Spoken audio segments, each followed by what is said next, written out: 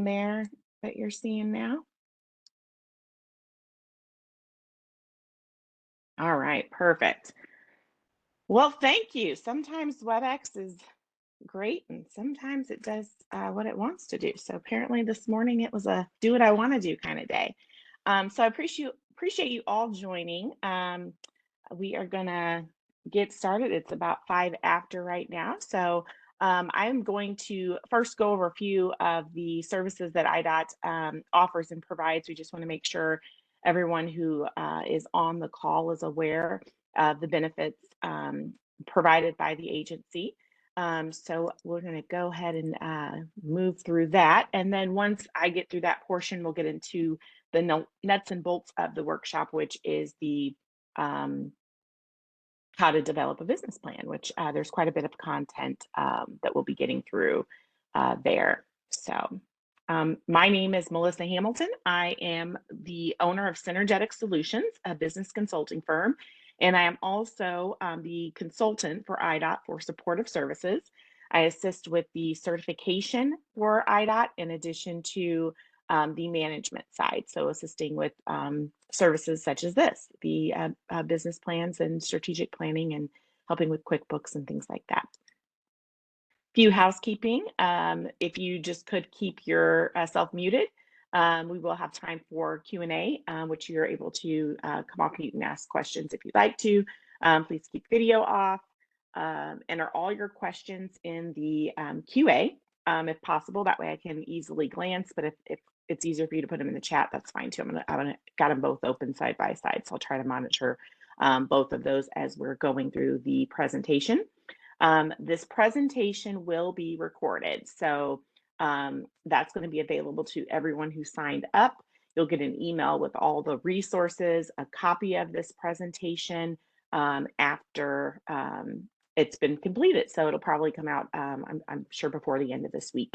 I will also show you another area you can access all of this information as well. And then there may be a follow-up short survey that's provided to you. If you don't mind, if you do receive that, please take the survey. Let us know how we're doing, and if there's any other workshops or services that we can be providing to you, we'll be happy to do so. So our agenda today, again, we covered the introductions, housekeeping. I'm going to talk about IDOT's goals, share with you some information about supportive services and resources. So if you've been on many of our winter workshop series, you've probably heard the last two I mentioned a couple times. Hopefully each time you listen, there's something new that you pick up on. And if you've got it down packed, just bear with me during that time frame going over that information, and then we'll get started with the how to develop I didn't update that slide. How to develop a business plan, and then some Q&A and closing remarks after that. All right, so IDOT's goal. IDOT's goal is to provide assistance to DBE firms and individuals interested in doing business with the department. In many ways, goodness, doing business with the department in ways that ensures equity, access, and transparency. IDOT, in accordance with federal guidelines, strives to facilitate and implement programs that can help current and future business partners open the door to doing business with IDOT. The department works towards this goal in a variety of ways, most notably through the tools available at our resource centers, the supportive services program that is executed through our partnerships with consultants who provide management and technical supportive services assistance, and corresponding supportive service programs that fall under the umbrella supportive services program. The support is provided to businesses at no charge who have been certified through IDOT as a DBE, or to firms seeking IDOT certification, and also those that are in the Illinois UCP DBE directory, and you have either an IDOT contract or are seeking an IDOT contract, and to the prime contractors that are also doing business with IDOT. The Supportive Services Department is in our Office of Business and Workforce Diversity. Brian Hendricks is the Policy and Supportive Services Unit Manager there. His email is on the screen, so if you do have any questions about the DBE program, supportive services. He is a great resource to reach out to about any questions that you have regarding the program. And the supportive services program was designed to help DBEs increase their opportunity. Just because you're a certified DBE, it does not mean that you're guaranteed to get contracts or get work. So there are things that businesses need to know and do, and this program is set up and these services are set up to help you through all of those phases. So whether you're needing assistance with developing technical and management skills, looking to navigate your operational expenses, connect with established DBE firms or established primes, discover best practices and successful work with IDOT. Resources are available. There's tons of information on IDOT's website, which is idot.illinois.gov. We also did 2 workshops on navigating the IDOT website. So if you missed those, they are online for you to reference. But you can also find your resource centers and more information about the supportive services program through the website. Our resource centers, there's 9 of them located throughout the state of Illinois. There's 1 in each district. And the resource centers are designed to provide you with essential equipment that you may need in order to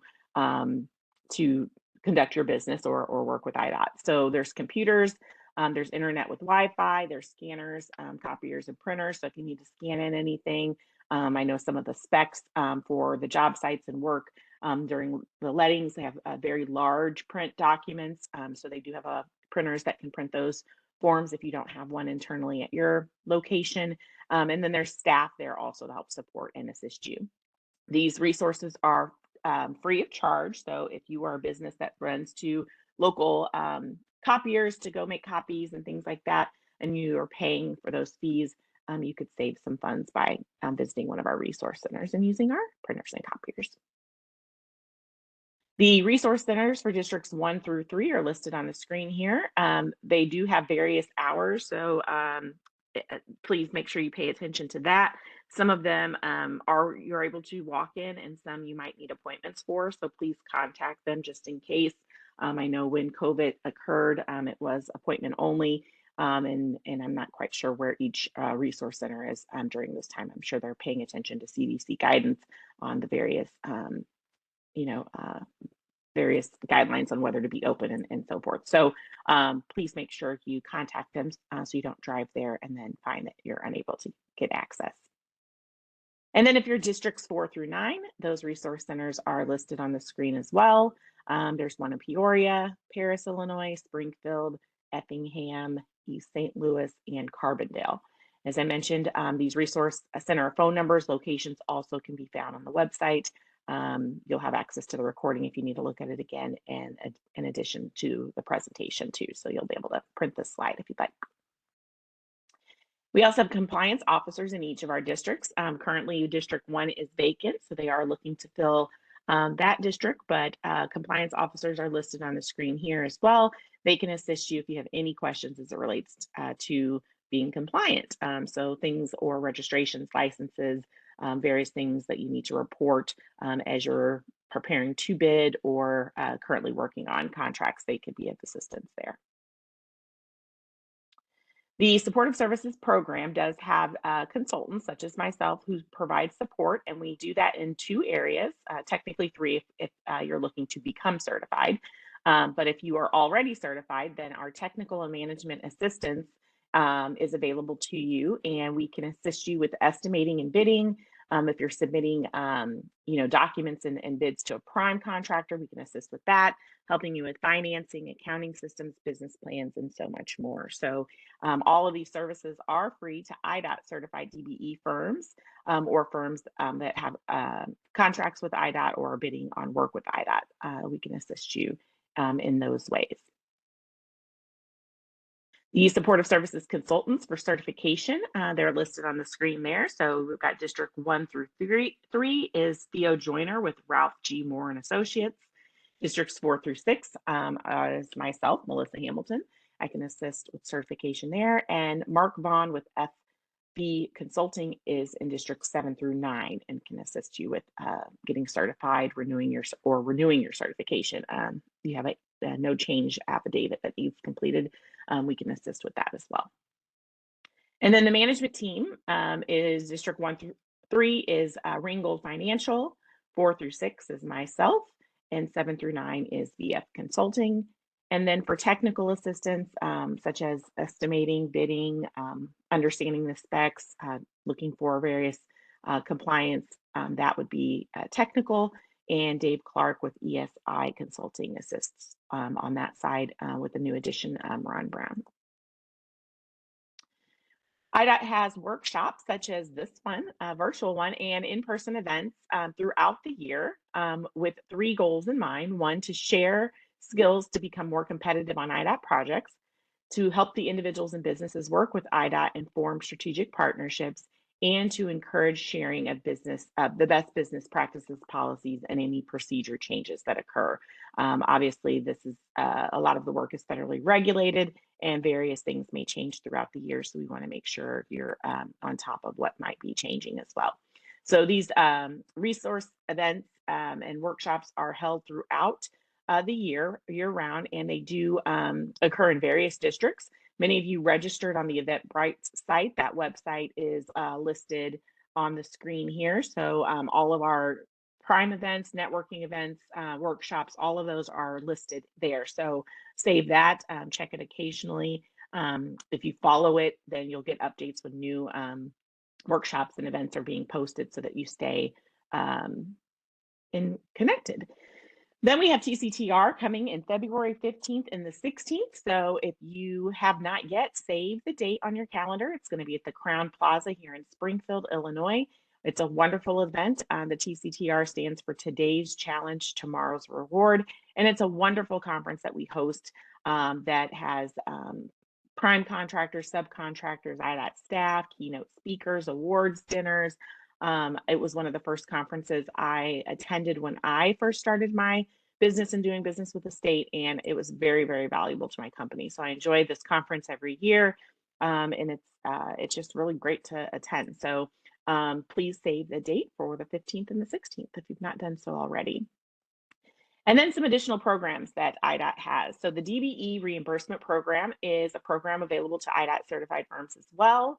It will provide up to 50% reimbursement on areas of business that you may already be paying for. So like your website, capability statements, some of your training and certification classes that are required for you to do work, and membership costs. So supportive services can explain this more, help you complete the forms to submit. The funds are only available, the funds are only reimbursed as available. So once funds are gone, you don't get reimbursed. So it's not a guaranteed. So first come, first serve. Make sure you submit your documentation if you'd like your reimbursement. And there are some caps as well to some of the programs, and we can explain that too when you reach out. The business development program is a program that opens, it's on an annual basis. We list 15 firms. You do have to complete an application for a review, but the program is set up to help your business and tailor some training and directives to help support you and propel your growth. So you will have a full evaluation and analysis, and then specific training will be put together for you, which some can be reimbursed as well. And then basically just support you and help you become more competitive in the marketplace. So great program. Look for updates on enrollment next year for this program. Mobilization payments are payments that are available to you if you need help. Let's say you've been awarded an IDOT contract and it's going to be starting up, and you need some funds and capital to get moving on that project, whether it be getting your equipment there, getting your subcontractors or personnel on board. So there is a way that you can be paid in advance. In a sense, it does go towards your total contract value, and it's deducted. They would remit that payment to you 7 days prior to starting work, and it's based on a percentage, which you can see that schedule there of your award. So if your firm was awarded 10 to 20,000, then you can get a 20% mobilization payment 7 days, up to 7 days before starting that project. HCCTP stands for Highway Construction Careers Training Program. This is a program that helps train individuals who are looking to be trained in a particular skill, one of the trades. So there's many listed on the screen here. Some of the benefits for firms that are already established, if you are looking for qualified trained talent, the graduates from this program are great to hire. They also that also provides some reimbursement. If you do hire some of these individuals, you can ensure that they've been trained well. And yeah, so definitely look into hiring some of the individuals from this program. And then if you do know individuals interested in going through a great training program, recommend them to the HCCTP program. All right, if you don't mind, put your questions in the chat, please. We're going to keep moving forward. The business plan presentation is what we have up next, and it is a lot to get through. So probably will take up the full time, I'm thinking. And if you need to take breaks or whatever, feel free to do so. As I mentioned, this presentation is going to be recorded. It will be provided to you so that if you do miss anything, you can reference it as well. So for those of you that attended the strategic planning workshop on Tuesday, some of this is going to be familiar there. We're going to walk through that section and talk about the differences and defining the difference between a strategic plan and a business plan. Then we'll go through, do I really need a business plan, the benefits of the business plan, and then the nuts and bolts of actually creating the business plan. And there is a lot to it. So we will start getting through that. There's a question about mobilization payments and does it relate to professional services? And that's a good question, Brian. I'm not sure on that. I'm thinking there's specific things that those mobilization payments can be applied to. So I think it's going to depend on that. I know some of it's getting your equipment to the job site and staffing. So I'm not quite sure on that, but I will get an answer to that from the team and let you know. All right, what is a business plan? So a business plan is a written tour of your business operation. This plan identifies the business model, mission, and objectives. It provides information about staffing, location, marketing, and financial requirements needed to meet objectives, and it examines the business's potential for success, the competing industry, and the business's competitive advantage. A strategic plan identifies the steps and strategies that a business will use to meet, if not exceed, its objectives. The strategic plan can focus on the entire business or specific areas of the business, such as consumer marketing or consumer retention or product introduction. As a result, businesses can have many strategic plans to address various areas of their business. So you can segment it and make the strategic plan on something very, very specific, or you can do it on the entire company or break it up by departments and so forth. So the strategic plan can be a little bit more direct in your goals and initiatives. A business plan, this is the difference. A business plan describes the foundation of a company, its owners, its capability, the industry and market in which it operates, how it generates revenue, and its financial projections. The strategic plan assesses the current environment of a business, both internally and externally. It establishes future goals and targets and describes the strategies it will implement to reach them. So simply put, because I know that was a lot, while the business plan lays out how the business is run from day to day, the strategic plan basically focuses on how you will achieve specific initiatives to develop your business.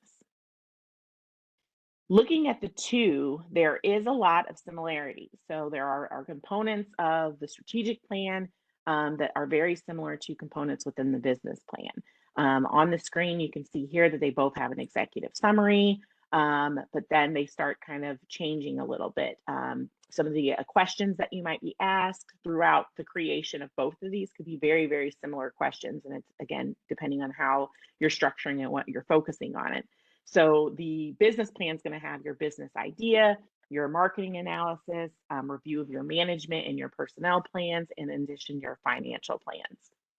The strategic plan is going to view the current state of your business, where you want it to be in the future, and then that action plan that you're going to put together to strategically get from point A to point B.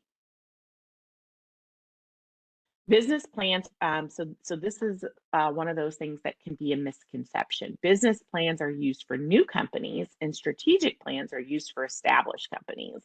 This is untrue. I will admit that years ago I thought the same thing, but as I've grown in business and studied more and looked through things more, I've realized that it's not true.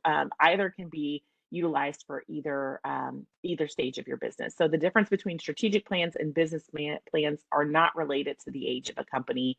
Mature businesses often review their business plans and should on an annual basis to benchmark their financials and verify that the business is on course for success. So business plan versus a strategic plan, how do I determine which? Business plans are used at every business maturity level to obtain loans, secure partnerships, and attract the interest of corporate executives. Strategic plans can be used by young businesses to develop competitive advantage, solidify their operations, and secure their customer satisfaction. So both plans are beneficial in securing investors. They both should be clearly defined with steps and processes that help you to achieve and define your goals.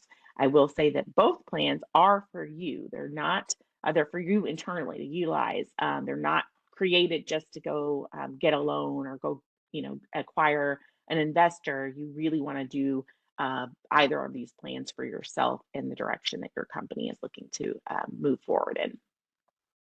So do I need a business plan? No matter if your business is a startup or an established business, writing a business plan is an opportunity to carefully think through every step to achieve your goals for your company. This is your chance to discover any weaknesses that may threaten your business, identify opportunities you may not have considered, and plan how you will deal with the challenges that are likely to arise.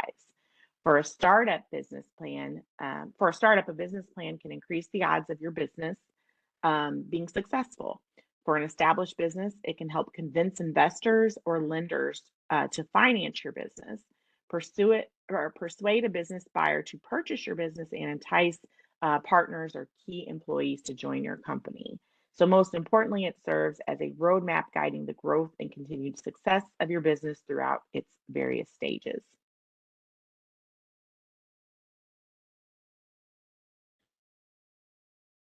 So, business plan. The purpose of a business plan is to help articulate a strategy for starting and changing your business. It defines how you will achieve your most important business objectives. So, when you're creating your business plan, you can increase clarity.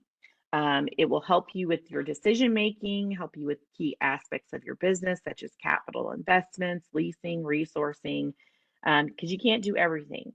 So it will help you identify business critical priorities and milestones to focus on. It can also help you create a marketing roadmap. And marketing is a very important aspect of a business plan. It helps you to define your target market, who your customers are, how you're going to promote and place your product or service into the marketplace. It offers support for funding. This allows, whether you're seeking credit from a bank or a capital investor, the business plan can answer questions about profitability and the revenue generated. It also helps you to secure talent. For a business to succeed, attracting talented workers and partners is vital. So, part of the business plan's purpose is to help bring the right talent at the right time, which is also really important to consider. Whether you're just starting out and you're by yourself, it's very important to know, okay, when should I bring on a new person? And am I going to have them do if I'm going to be able to financially afford that person? And making sure that individual is just aligns with the mission and vision of your company to ensure that you're very successful. And then it provides structure. A business plan provides structure and defines your management objectives. So that also is very important as well. And in addition, it can also increase motivation and engagement. So as you are creating your business plan, hopefully you're getting excited about the potential for your company and for your business. So there are elements to a business plan. When I mentioned there is a lot to putting together a business plan, it is a lot. And I've created quite a few. I sometimes think I should just create business plans and then sell the companies from the ideas that I've created. But there's a lot to it. So I broke it down kind of into 6 areas to try to make it a little bit more condensed. So first, we have our company summary that we'll review. Um, let me make sure I'm on my right slide. Sorry. Yes, we'll have our company summary. Then you're going to have the products and services section. Then you're going to review your market analysis, and then you're also going to review the market strategy and implementation. The last 2 I just mentioned, the market analysis and marketing strategy, those are kind of in one unique section of the plan together, but there's so much to that part of it. I always kind of want to evaluate them in 2 different sections, but they do go in the same area once you actually start typing the plan, and I'll show you that in a second. Then you have the operational and management overview. Those are basically 2 sections of the plan that I've combined into one review. And then you have your financial plan, which is the part that takes a lot of time and you might need some additional support for creating that. So there are 2 types of business plans that require, different things. So there's the startup business plan, and then you have an established business plan. There's many components that are the same in both, but the kind of the financial part of it is where the change happens. So both the established business plan and the startup business plan is going to have a table, a title page, table of contents, an executive summary, a company description, an area for products and services, an area for your marketing plan, your operational plan, your management and organizational plan. And then where it starts to change is this financial part. So for the startup business, when it comes to the financials, you're going to include your startup expenses and your capitalization, and then you'll also have your financial plan and your appendices. When you're looking at the established business plan, all of that in the bubble on the left is the same. The item at the top on the right, the management and organizational side, is the same. But then for established businesses, it may require a personal financial statement, a financial history and analysis, and then your financial plan. I made the assumption that the majority that would be attending this call today are going to be established firms. So I did, so we're going to focus kind of more so on that. But as I mentioned, the startup is very much similar. A lot of the information that I'll be providing today has come from SCORE. They've done a wonderful job of putting together a business plan templates. So I will have explain to you how you can access those templates as well for what we're reviewing today. So this is the table of contents, and this is the one for, again, the established business plan, because that's what we're going to, or the established business plan. That's what we'll be focusing on today. So as you can see, once you create your plan, that's going to be your table of contents side here.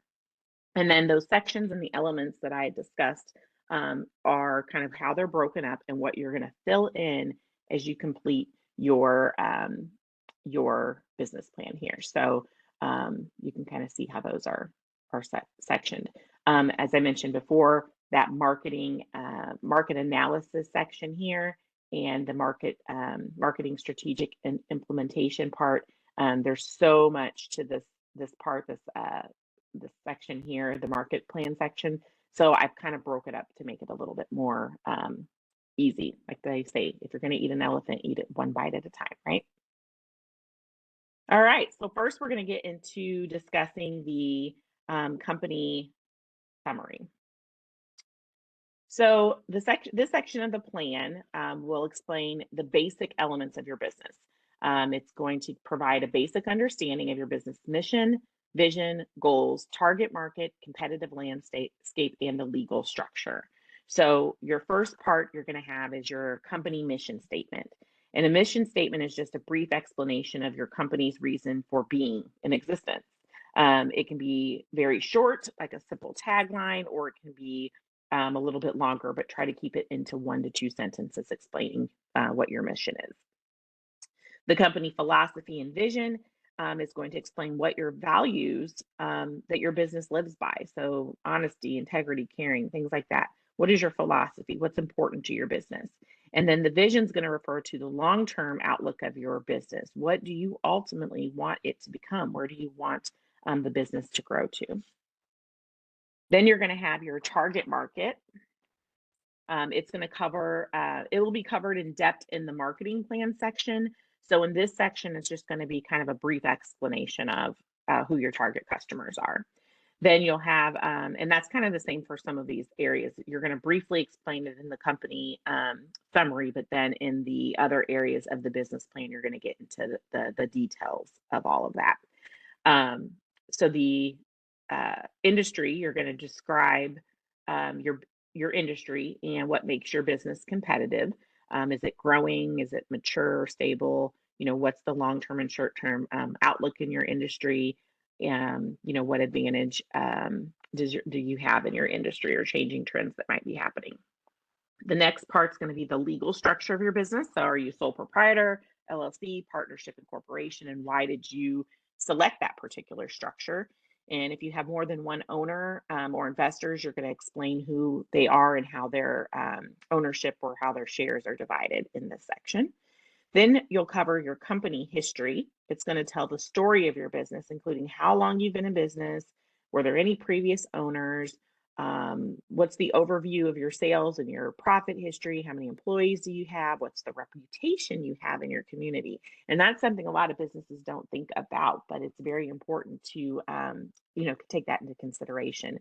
It's important to highlight your past successes, but also mention your failures as well and what you've learned from them. There's a lot of times we try to shy away from the things we don't know, or we always want to be the expert and we never want to admit our faults. But those things are learning lessons. And if you aren't, putting yourself out there, then sometimes if everything's always good, then you're not putting yourself out there enough. So explain those challenges and how you face them and overcome each of them. Then you've got your core strengths and core competencies. So what is your business's core competency, the competitive strengths you have, and what do you personally bring to the business? What makes it special because you are involved? Then we have our strategic challenges that the company faces. Explain to the biggest challenge that you faced, both now and what might occur in the future. And your plan to, and if your plan is to intend to get financed on this, explain how the money that you're asking for is going to help meet the challenges that you might have. So maybe it is, a large pieces of equipment that is keeping you from being awarded a contract or getting an extra bid, and how those funds will help the company obtain that. And apparently I messed up on the slide here because I have the company goals listed and then I listed legal structure again. So ignore that last legal structure. But company goals, what are your plans for the future? These might include growth, diversity, diversifying your product, increasing your production, things like that. So include both your short-term and long-term goals. And it's important to also mention the benchmarks and milestones that it's going to take for that. So the company summary section is an area that I find the easiest for businesses to complete because it's something you kind of already have usually thought through and you understand and know well. Next, we're going to go through products and services. So this section will explain the products and services or products and or services that you offer. It's important that you provide a clear understanding of what your business does, what problem it solves for the customers, and your unique selling proposition that makes it competitive. So your company's products and services, you're going to ask questions. And this whole exercise of creating the business plan, a lot of this is about asking yourself questions and your business questions. So I have kind of I think it's a one-pager that I created or a two-pager for you that just has a bunch of questions for you to kind of look through, consider, think through, and that's going to help facilitate that thinking process as you're working through this plan. And then at the end of the presentation, I'm going to also tell you how to get to SCOR's site where they have templates there for you to download. There's a template for existing businesses and for established businesses, and it does a very, very good job, like I said, of walking you through each one of these sections and what questions should be asking and what you should be thinking through as you're putting putting your information in there. So yes, there is going to be a template that you'll have to go, externally to SCOR's website to access. but this presentation was very much created based on their outline for that template. So they go together very well. I'm not a part of SCORE, but definitely utilize their resources and recommend them to businesses all the time. It's definitely a great organization, which I'll talk to you later about as well. So anyway, going back to this section here, your company's products and services, you're going to talk about, what do you sell? How is that product manufactured? You're going to include details about any relationships you might have with the supplier or manufacturer, and the essentials of delivering that product. The problem the product serves or the service solves. Each business needs to solve a problem that is customer facing. So this is going to allow you to share what are the benefits and features, what's the unique selling proposition, and what makes you, stand out from your competitors with the problem that you're solving with your product. Are there any proprietary features that give you a competitive advantage? Does your product maybe have a patent on it, or a patent pending is great too? Do you have any exclusivity with the suppliers or vendors? I met an individual at an event recently, and they were the only minority supplier for Propel. So those individuals that are looking to be more diverse and purchase from minority-owned firms, that's their proposition. Buy it from us versus, wherever else you're buying it from. And then how your price and products, your products and service are priced. So you want to describe the pricing that you have, whether it's just a fee, subscriptions, any leasing structures that you might have. What's the competitive landscaping on how you determine your price? Are you on the low end, the mid range, high end? How does that affect attracting customers based, how have you based your price, and then what's your profit margins on your product? And then in addition, in this section here, you can also include, additional documentation. So if you do have the patent, put that document in there. If you have technical specifications or drawings or photos, you can include that to support this, and you'll do that in the appendices side of the business plan. And I'll talk more about that once we get to that. It's the last part of the plan. Next, we're going to cover market analysis.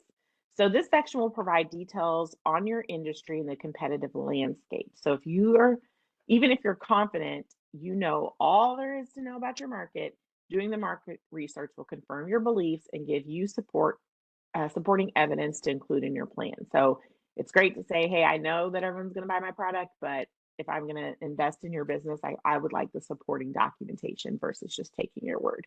Not that they don't believe you, but it's important to make sure that you understand the research on it, and either you confirm your statement, or you find out that maybe there were a few things that you weren't aware of, and you alter it there. So there are two types of market research that can be done. The first is primary market research.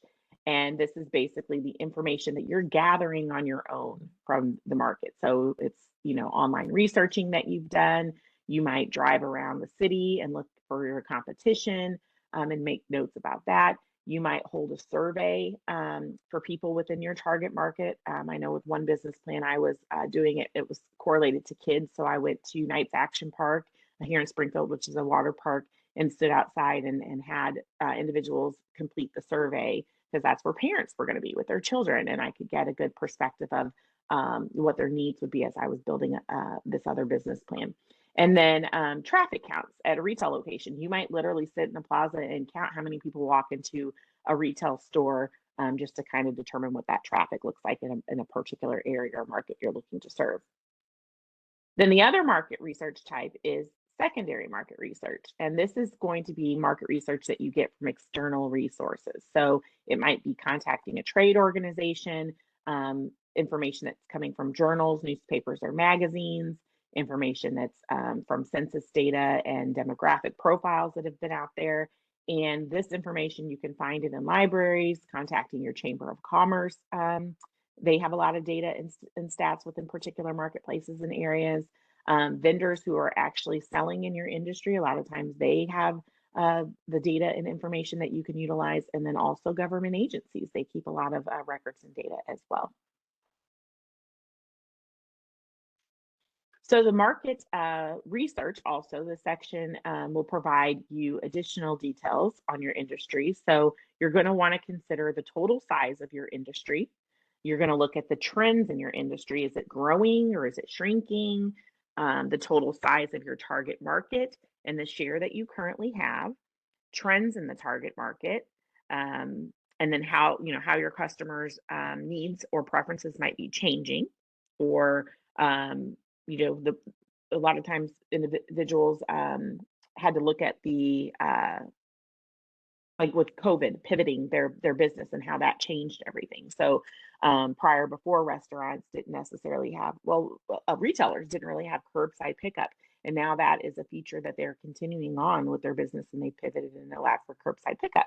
So those types of things, what trends might be changing within the business, and then the growth potential of your business. What market share is realistic for you to obtain in the future?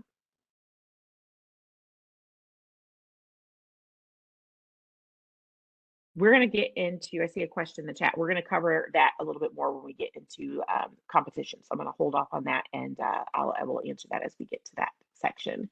Um,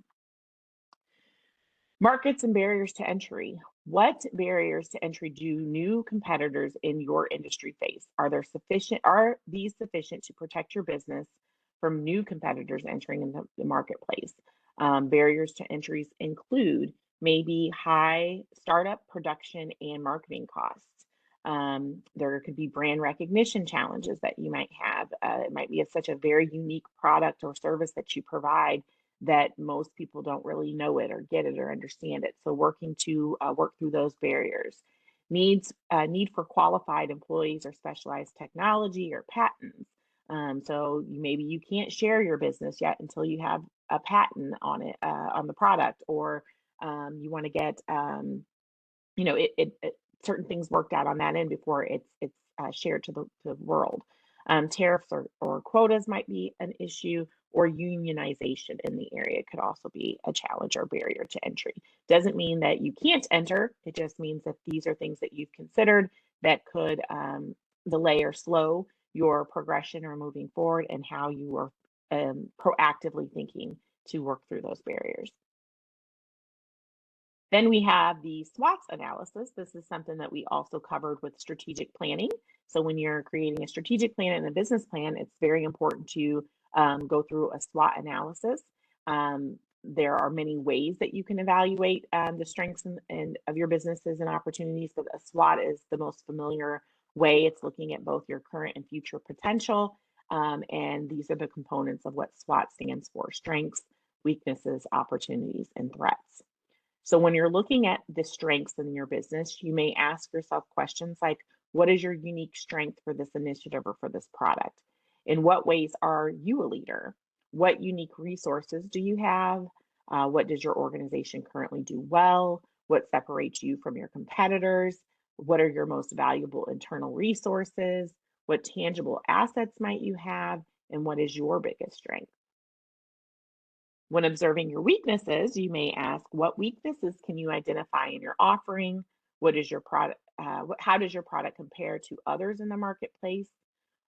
Where are your resources limited?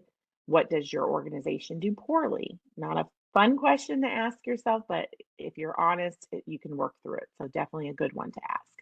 What do you currently lack? Whether that's products, resources, or process. What does your competitors do better than you?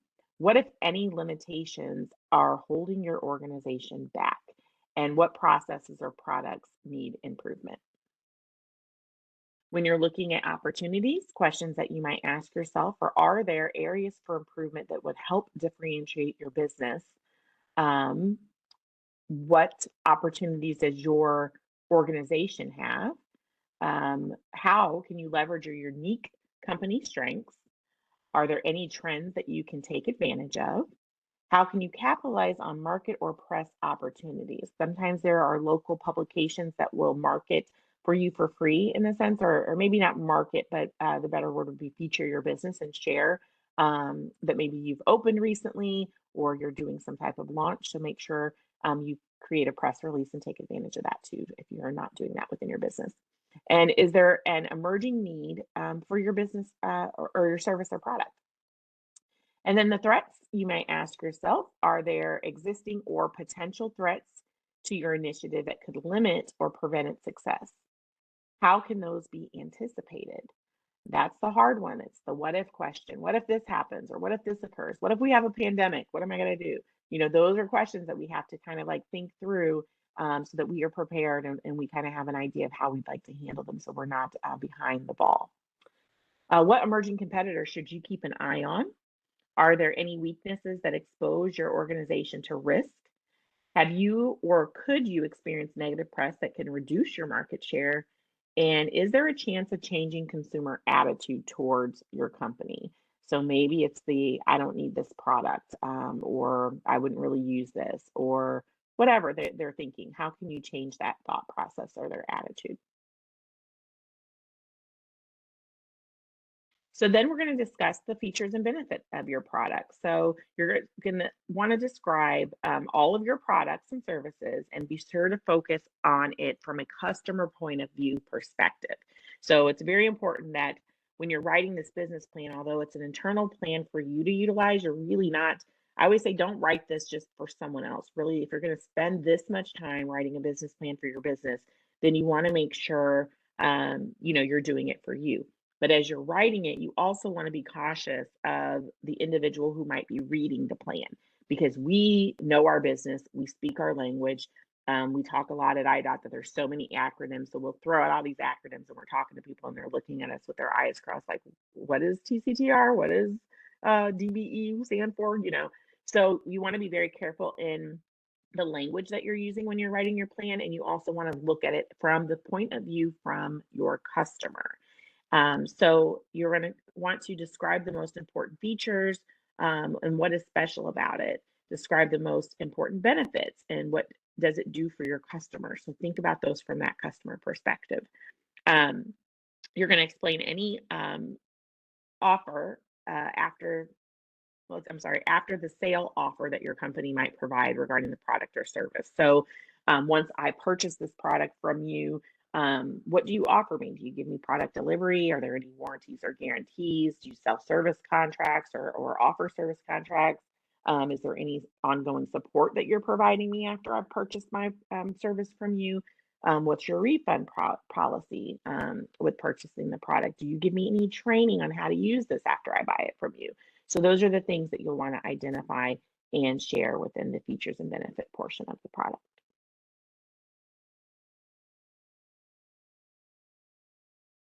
Then we're going to look at your target customer. So describe your target customer.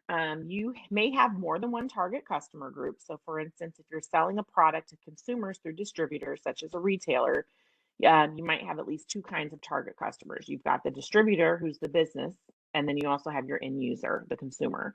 So whether you have one, just the consumer or the business or both, these are the things you're going to want to consider when you're asking your questions about your target market. So one is the age and gender of who you're targeting, location of where they are, maybe the income that person might receive, the occupation, and then the education level. If it's, hold on a second, sorry, I went back. I was like, wait a minute, that's not the right side. Here we go. It helps to hit the right button. The other target, if it's the business, you're going to look at the industry, the location, the size of the business, maybe the stage that business is in. So are you going after startup businesses? Are you going after established businesses? And then maybe what annual sales that business has. Maybe, I've been a part of a coaching group and they only coach businesses that are at a certain revenue level. So there's been like the elite group that has hit that level because in addition, depending on what revenue levels you are, your business may be in different stages and have different sizes. So who are you trying to target and what does all of those areas look like? What's considered? All right, then you have your key competitors. So this was kind of related to the question in the chat. You want to be realistic about your competition and use your business plan to show that you know how to effectively differentiate your business. Then assess how your business compares to the competition based on key competitive factors such as price, quality, service, and selection. If you find it hard to be impartial, conducting customer surveys or focus groups can help you see how your business stacks up. You'll want to include this in the section, and you're also going to want to look at your direct and indirect competitors. So I was a part of a group at one point, and they had mentioned um, everyone has a competitor. So if you're having a difficulty identifying who your competitor is, then asking someone externally might be a great approach. So you can simply ask a question: if you were going to purchase this product, where would you go? Or if you needed this service, where would you go? And if you ask external people as they think through it and you hear them mention things, then that will help you to identify. Definitely Google searching, maybe a key term in your business or a product or service and seeing what kind of things come up, and that might help you identify who your competitor is. A direct competitor. So, for example, if I have a restaurant business, my direct competitor would be obviously another restaurant.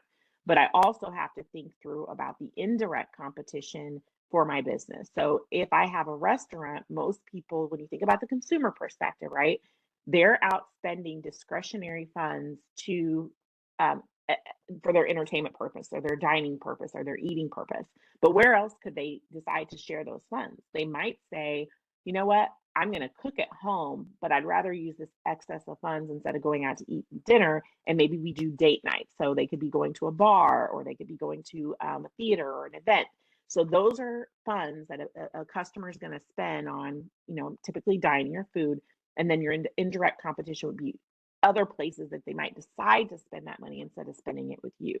So that's kind of how you might be able to think about it too, to help your brain start working through, like, who is my indirect competitor and who is my direct competitor. When you do identify this list of individuals, you're going to want to document who they are, their name and their location, what product and service that they have that might be competing with your product and service, and then also looking at the competition from a broad perspective and a specific perspective. So um, they might be a company and they don't really do what you do, but they have this one product or this one customer that they go after, or this one area that they're serving that then makes them the competition for you. So hopefully that makes it. So for example, let's use a large retail store, right? They may not really be you might not be doing the exact same thing, but there might be this one product that they sell at that retail store that you're also selling, and you're trying to get people to buy it from you instead of buying from that big store. Or it might be someone who's going after that one type of customer that you have, but that business might have many customers they go after. But let's say it's female customers that you're after, and they have a part of that they're going after. So that would be whether that competition is on a broad perspective or a more specific perspective. Say that 5 times fast. You're also going to want to think about what is your niche or niche, as many people say. I like to say niche, but some people say niche. So, what is yours? After analyzing your industry, your products and services, your customers, and your competition, you should be able to clearly state your business's niche. You're going to look at your unique segment of the market as well as your positioning, how you present your company to consumers. All right, so that's the one part of the marketing part of the business plan. So that was a lot that I just covered, and that's why I break it into 2 sections. So that's kind of the marketing analysis portion, looking at all of those things I just mentioned. Then we're going to go look into the actual marketing of it. How do we? So we found out who our market is. How do we market to our market, right? So kind of breaking it into 2 different elements. So how you will market your products and service. The next section, you're going to talk about basically your advertising plan, and it can include or not include different ways and methods in which you're going to market and advertise. So you could maybe market online. You might use print products like newspapers. I used to sell yellow pages, so phone books back in the day. Different print products. You may be using radio or even cable television. And now also when you're looking at radio and television, there's streaming services too. So do you use the regular channels of media, or now are you using and putting your information on the streaming stations? So a lot to consider when you're looking at how you're going to and where you're going to market your business. And there's obviously different types of marketing. So your website is part of marketing. If you don't have one, I recommend you get one created. Your social media, your email. People do email marketing now. That is been a very growing area. Well, social media has too, but definitely email marketing as well. There's mobile marketing out there. There's search engine optimization, content marketing, print marketing materials like brochures, your flyers, your business cards. I should have added capability statements. If you do not have capability statements for your business, I encourage you to create one before you even create your business plan. Get your capability statement done. Public relations, trade shows, networking, word of mouth, and referrals are all types of marketing. That was the last two as when I heard quite frequently when I sold Yellow Pages. They'd be like, oh, no, we don't advertise in the Yellow Pages. We just do word of mouth. So now I understand as a business owner, the word of mouth. Excuse me. Next, which media do you advertise in? Why and how often and how effective has your advertising been? How do you measure its success? So those are the questions that you're going to ask yourself as well. So, what media are you advertising in? Why, how often? How effective is that advertising been? There's a lot of businesses that will spend money on marketing or advertising and never check to see how effective it's been. And that leads to the next part. How are you measuring the success? So it's important that you look into how that media is performing for you, because you don't want to waste dollars. And if it's not working, then you want to spend it somewhere else. If it's working great, you might move dollars from an area that aren't as good and move them over to here. So these are the things that you're going to have to think through as you're building your plan and creating this plan, for your company as you're growing it out. And then you'll make those tweaks and edits and changes to the business plan based on how you're changing your advertising and marketing throughout the years. Which marketing methods do you use and why? So why am I choosing to advertise only on internet? Why do I only choose word of mouth marketing? Like that might be the only marketing, like for me right now, word of mouth is really the only marketing that I am utilizing, and I have reasons for that. So think through that and really understand why you're using and why you chose that method. How effective has your marketing been? And again, how do you measure its success? What steps do you take to retain customers and increase their average sale? What percentage of your customers are repeat customers? Some people don't know what their repeat customer or their customer retention numbers are, and those are important to know as well, especially if you're selling retail products. Because if you are having a high number of individuals that are not purchasing anymore, then you need to evaluate what that reason is. Is there someone offering a lower price? Do they just not like your product? Like what's going on? So understanding that percentage is very important as well. And then what image do you project for your business's brand? What do you want that to look like? Promotional budget. How much do you currently spend on the marketing and advertising outreach? How much do you plan to spend going forward? And then you're going to want to include those numbers in your operating budget. So when we get to the financial portion, I'm not going to go into specifics on the financial documents because they're quite massive, and you all will fall asleep on me or disconnect. So we're not going to go through those in depth, but we are going to talk about them. But the operating budget is where you'll want to put your promotional budget as well. Then the other side is pricing, and this is your pricing strategy for your company. Does your pricing strategy reflect your positioning? How does your price compare with your competitor's price? How important is price to your customer? And what are the methods of payment that you're accepting in your credit policies? Do you accept credit cards? Do you have payment plans? Like what ways are you accepting for pricing? And I want you to also make sure that when you guys are looking at your competition, if you find that your competition is offering a lower rate, that doesn't mean you automatically have to lower your rate. Not everyone goes out and tries to find the lowest price. There's other indicators that determine why someone would spend the money that they're going to spend with you. I have looked at companies, and sometimes when I've talked to particular individuals, well, let's think about attorneys, right?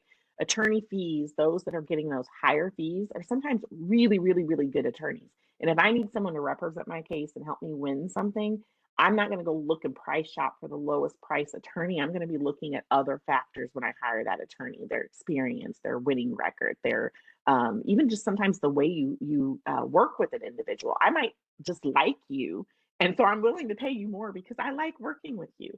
So I'm not going to go to the cheapest because that person might drive me crazy when I have to work with them. So those are things that you'll want to think through and be able to justify why you set your price in the method and the way that you're pricing. It could be the experience.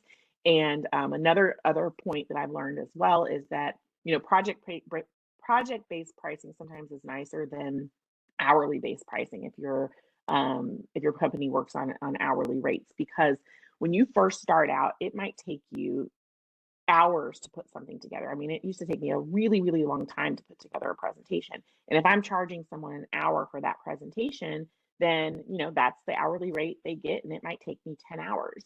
But once I'm more experienced and more knowledgeable, I might be able to create a presentation in 5 hours instead of 10 hours. And if I'm charging that same rate, now they're getting a product returned back to them quicker. I have more wisdom and experience in the creation of it, and I'm still charging them that lower rate. And my company now is losing money. So in those situations, I either need to raise my hourly rates or begin to start charging a project-based pricing for the completion of a project. If it takes me 10 minutes to do it or 10 hours to do it, this is what you pay. So those are things you want to consider when you're looking at how you're pricing and structuring your company. See, make sure I'm on my right slides here. Oh, I had some notes on the last slide that I totally ignored. So sorry, guys. Let me look at this. Okay, so the location. Does your customers visit you physically? And if yes, then you're going to want to explain how your location affects the customers. So consider, and again, from the customer perspective, consider, is this a convenient location for your customers? Is there enough adequate parking for them for whatever it is that they're coming and visiting you for? Is it in the proximity to public transportation or major roads or highways? Does the Are there complementary businesses nearby that your business can draw from? So maybe you, you know, let's say I keep using the restaurant. I like food, but let's say you're a bakery. Are there other, you know, stores and locations nearby that will entice people to swing into your bakery? And then consistency with your business image. Does that location really represent your business? So if you think about, you know, maybe you're a high-end hotel, you know, you're not going to want to have that in an area where, you know, there's you know, maybe construction or warehouse facilities. You're going to want your hotel in a place where people can go walk over and go to a restaurant or to a show or things like that. So considering, does this image and does this location fit with what I'm offering and what we're doing?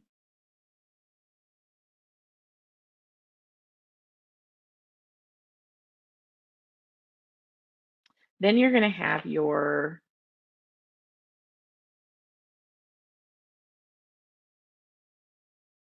sorry, let me check here. Okay. This is not pricing. My slide threw me off. Sorry, guys. This is distribution channel. So ignore that pricing at the top. What method of distribution do you sell your product or service? This may include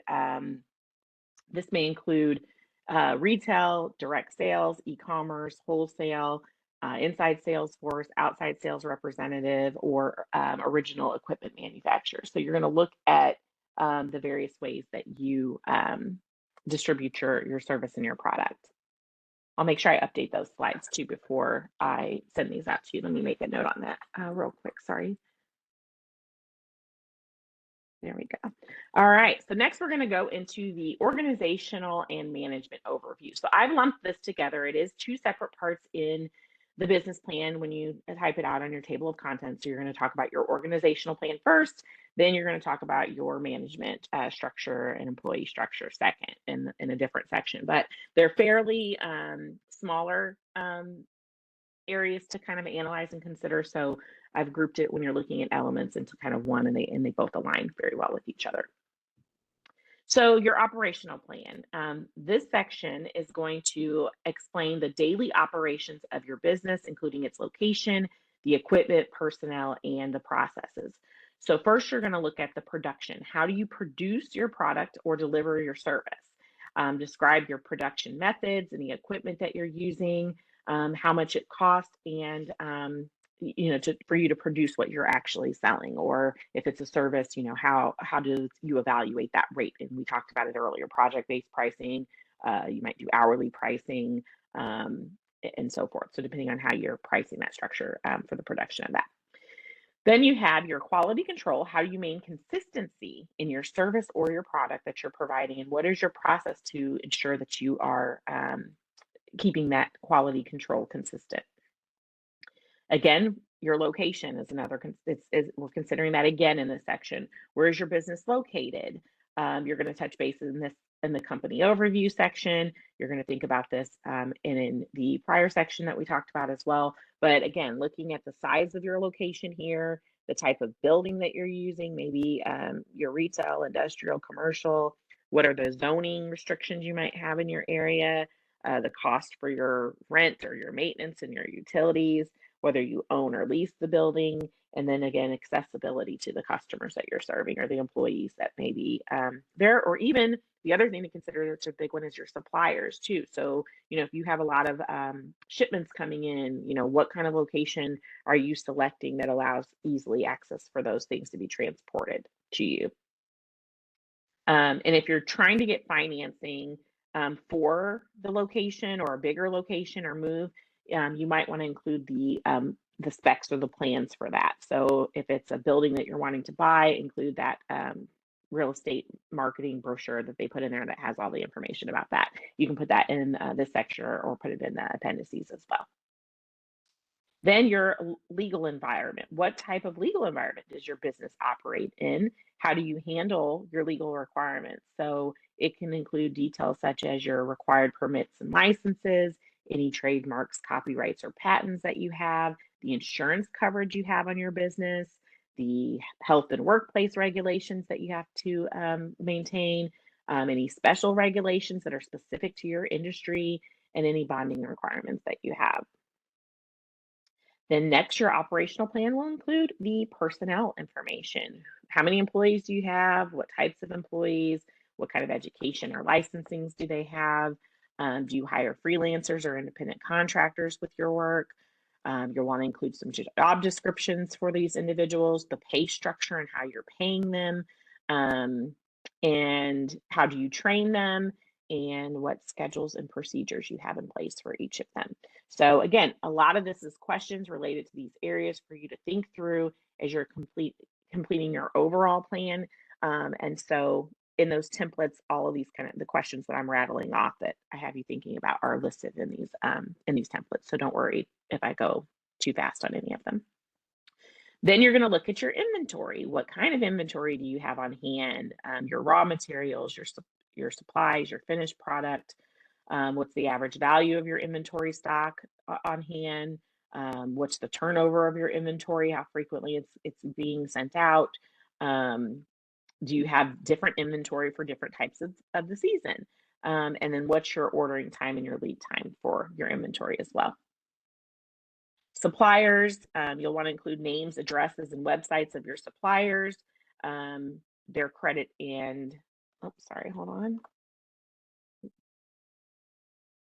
Just noticed my computer's not plugged in. All right, sorry about that, guys. Don't want to lose power and disconnect from everyone. The listing of your suppliers, making sure that you have their credit or their delivery policies listed, the history of that supplier, and how you're utilizing them to provide services within your business. And then the credit policy. What's your credit policy? Whether are you extending credit to your customer? Do you have I know there's some companies that require advanced payment for larger projects like roofing. You've got to put a percentage down for them to buy the materials before they get started sometimes. Do you offer particular discounts to customers, like your repeat customers? What do you do with your bad debt with customers, and what does that look like? How often are you reviewing your accounts receivable and monitoring any late payments? And then how do you handle, delinquencies and so forth? So having that plan together for that. So that's everything I know I said it was short, but it really is not that bad. So the organizational side, that's everything that you would need for that section of the plan.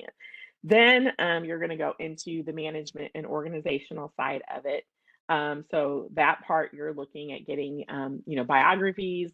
You're getting an organizational chart created for how your organization looks like. If you're a team of one, that part's going to be easy. So you check done. So you'll create your organizational chart, your continuation plan, and any advisors that you might have for your company and for your business. Then the fun part, the financial plan. So the financial plan, again, this is kind of that section where I'd mention is going to um, vary a little bit. Let me check something here. Yep, it's going to vary a little bit whether you're a startup business, because if you're a startup, then you're not going to have your financial history, right? You're not going to have those years of various revenue to kind of judge from how you've grown over that time, or how you maybe have lost revenue over that period of time. So with that, it's like, here's what my startup costs are, because I need to buy all this stuff. And then here's how I'm going to spend it and what I'm projecting my revenues to be based on my marketing, my sales, my market, my customers, all those things that you looked at pulling together. So that's kind of where that section would go. For established businesses, this is kind of the areas of what you're going to need. So there's going to be the personal financial statement. So this is needed because sometimes we as business owners personally take our funds and give them and put them into our business to keep it fluent and flowing and having cash on hand, or paying our employees or whatever. So you're going to want to kind of have your personal financial statement showing, what that looks like, what you've invested and provided to your business. And you're also going to want to ensure that if you're seeking finance based on this business plan and submitting it to a lender, they're going to want to kind of know what your personal financial situation looks like, because they may have you sign a personal guarantee on the loan that they're providing you for your business. So you might have a lot of money, your business might have nothing, but they will look at that and determine if your assets are tangible enough to be able to put a personal guarantee to provide you whatever loan you're needing for the company. Then you have your financial history analysis. So you're going to look at your company's past financials and how those look, and then what they might be going into the future. So looking at your year-end balance sheets, your tax forms for the past 3 years, those are types of things that will reflect the history of your business. And in addition, including like the debt schedule. Do you owe money for, maybe there's some notes payable that your company has, who those are to, what those amounts look like, and when those will be paid in full will be part of that financial history analysis that you're going to include.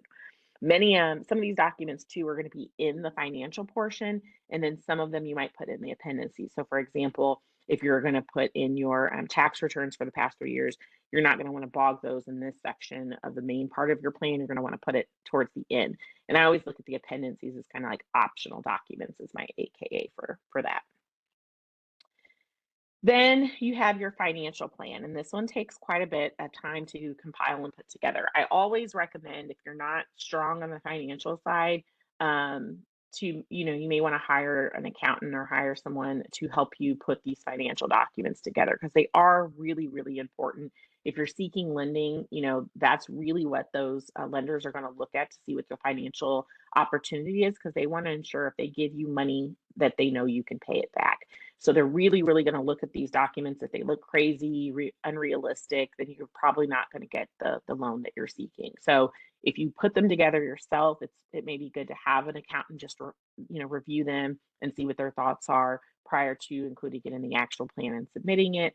So I do always, request or recommend that you seek assistance, at least from someone with an accounting background or financial background, to help you ensure that these look good. So a couple parts of the financial plan that will be included here is the 12-month profit and loss projections. So what does your company bring in, spend? So once you get what you've made in profit and what you have in expense, your profit and loss for 12 months. Then you're going to have a 3-year profit and loss projection, which this one's optional. If you're seeking venture capital, it's not necessarily, you can include this, but it's not necessarily essential for an existing business. But if you want to put your projections in there, you can. You can also just pull your profit loss statements from the past 3 years and include that if you're using software that allows you to do that. I definitely also recommend that you use a good accounting system and software for your business if you are not doing so either. It will make a lot of this financial stuff so much easier to complete for an existing firm. And if you're starting out, doing it in advance than waiting till later is also better because you don't want to have to like go find all the stuff from years past when you decide to finally get on board with the system. So good investment for your business, and recommend you highly getting one.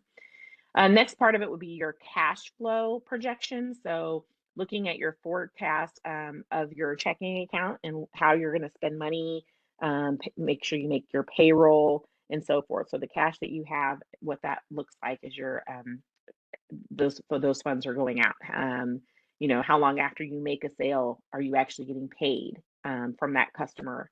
What does that look like? Are there any expenses that you have to pay in advance, and what that looks like in your cash flow? Do you pay any inventory for materials in advance before you actually sell them? So that money's been spent and you don't get that back, for a period of time. I know government contracting, sometimes you have to look at the cash flow on that. Government contracting is wonderful. They definitely pay you, but sometimes it might take a little while to get your funds.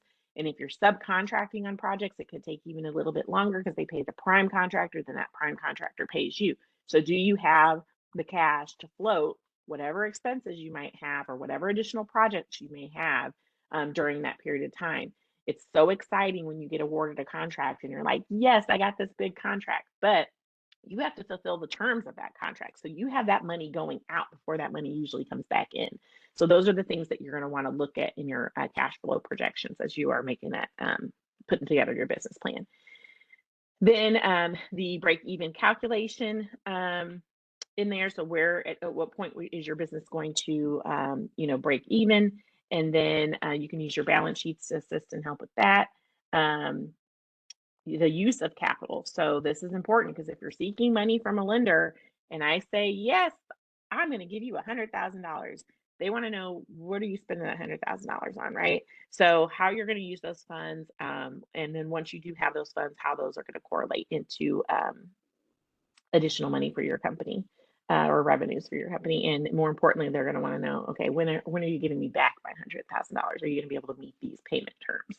So all of that is listed there. And then the executive summary. So the executive summary is a part of the business plan that goes at the beginning of the business plan. It's actually before you do anything, the executive summary is placed first. However, I left it as the last slide because you complete it last. So after all of the things that I've gone over and went through, then later you're going to come back and you're going to do your executive summary. And it is basically all of those parts that I talked about, but you're condensing them and putting it in a summary. So if I were an investor or a lender looking at plans, and I have all these plans on my desk, the things I would look at most would be your executive summary, because it's going to summarize everything that's in the plan, and then I'm probably going to go study your financials. If I'm short on time and have to make a decision. So these sections are very, very important. You want to spend a good amount of time on them.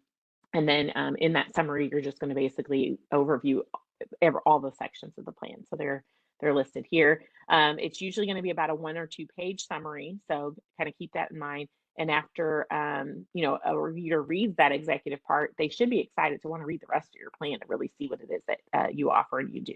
But if they read nothing else, you want it to be very concise in that executive summary for them. All right, we're rounding towards the end here. Excuse me again, give me 1 second. So the appendices, as I like to call it, the additional documents, that is what goes towards the end of your plan. And these are the things that you're going to want to put in the plan and not kind of slow down the review of your business plan. So in the nuts and bolts section of everything, you don't want like 20 different copies of licenses and maps or lists of equipment or all the resumes from your team or whatever. Like, no one wants to see that in the main part of the business plan. However, if you want to provide those supporting documents for people to reference and see, then the appendices is where you would put all of those documents. So you put them in order, make a little table of contents kind of sheet for it, saying here's what's in here and what you can find in these sections, and then make those copies and include them in the back. So different things that might be included, like I said, the patents and trademarks you can put back there, any of your agreements, excuse me, resumes from your employees and so forth. All of that can go in that section there. And then just some things to remember when you're working on your plan. The business plan is for you. So don't create it if you're creating it just for someone else. It doesn't help. They're going to probably not even really look at it or care about it like you would care about it. So this is internal for you to utilize. Hopefully after creating one, you can sleep better at night because you kind of have a better plan and understanding of, what your company is facing and challenges and where you want to go and how you're going to get there, right? So make sure that you create it for yourself. Make sure it's clear and concise. As I mentioned, even though it is for you, you don't want to use a lot of industrial and internal jargon. So make sure that you are looking at it from customer perspective and explaining it very concise and clear. Proofread the document. Check for any spelling and grammar errors.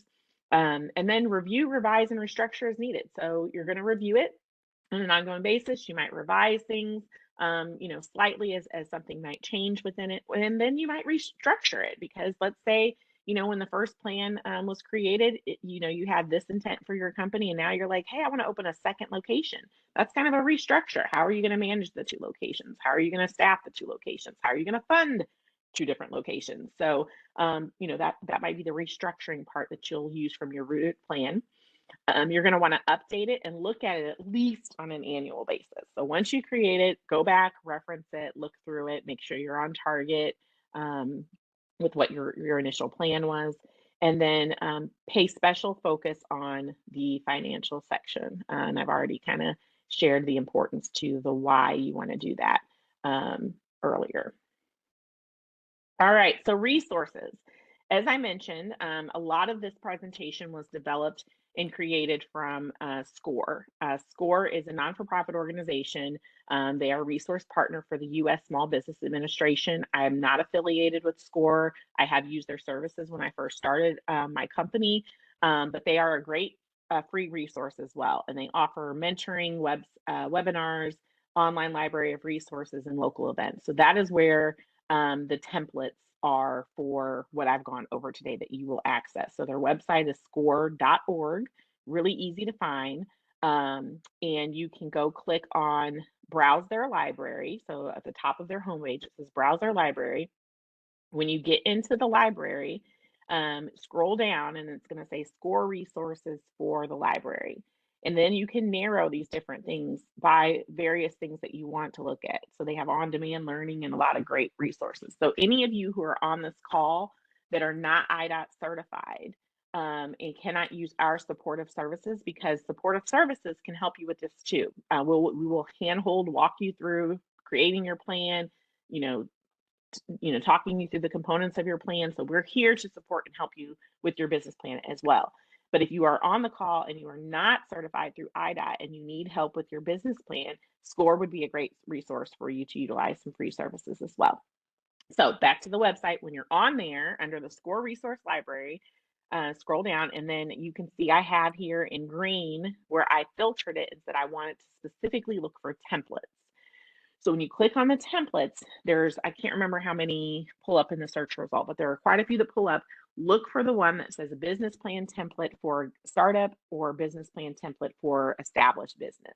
And so whichever one you are, pick that template.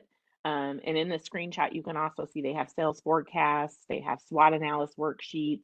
But in those plans, the business plan that they have, it's very intuitive and it'll tell you like, here's the worksheet for your break-even calculator. Here's a worksheet to do your profit loss statement. So they've got some really great additional worksheets that they can reference you out to. But if you're looking for a template, this is where you will go to access that template.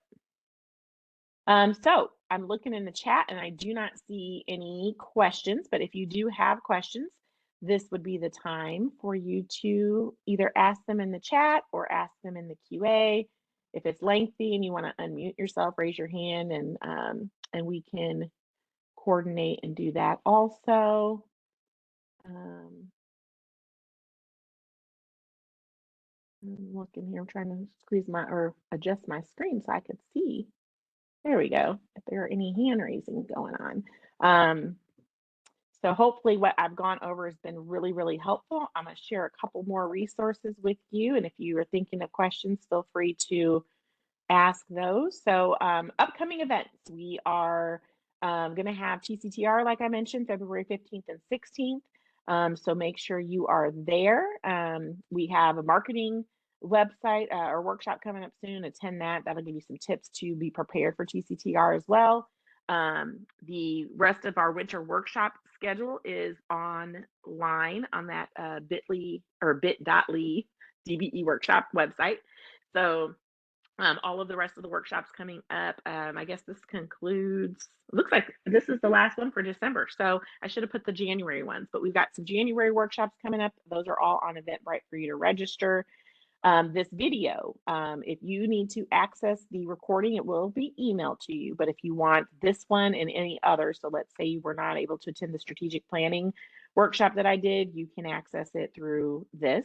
So if you go to YouTube, you can search Illinois DOT, and they have an entire page that's going to come up with various videos that they put out for the agency. I encourage you to explore those. But if you click on playlist, it's going to take you to all of the playlists that IDOT has. And this first one, and it may not be first when you click on it, but it's the first one on my screen right now. It says IDOT Supportive Services Consultants.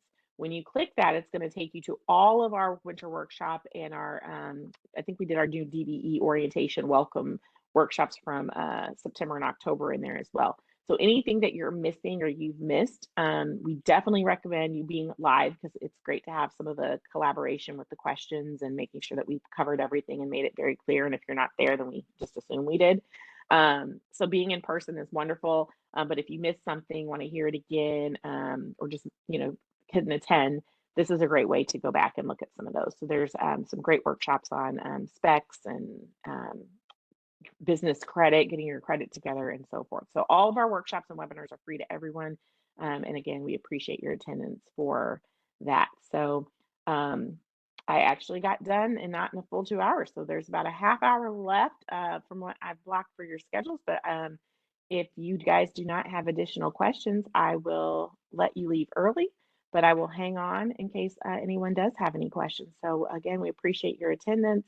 And we'll get the copies out to you. And if you need to contact the Small Business Enterprise Department, the information to contact them is on the screen as well. So thank you.